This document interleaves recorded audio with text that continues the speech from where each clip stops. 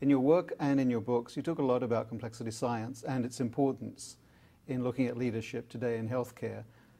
Can you tell us more about what complexity science is? Well, you know, there's a lot of definitions of complexity science, and we can probably even get lost in the definition. But the one that appeals to me the most is the simplest, of course. And the National Academy of Science has simply defined complexity as a contextual framework for the movement of existence, if that makes sense.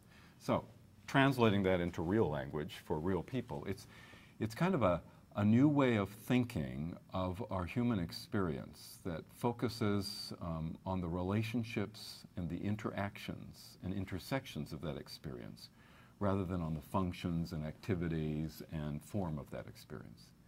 And it influences the way we describe almost anything that we do. And it's reflected in almost anything that we do.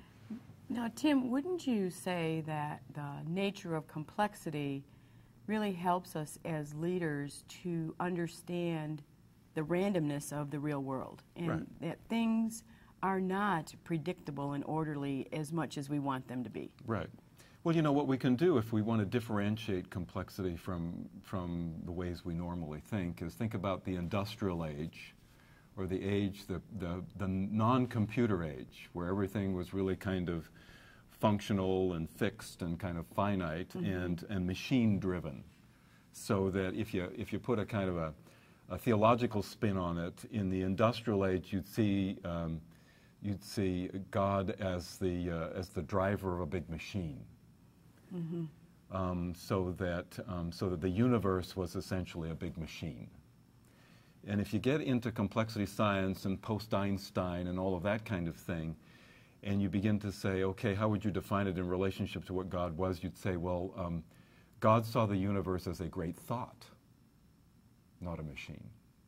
Well, when you think about stuff as a thought versus as a machine, there's a whole different way of putting that together.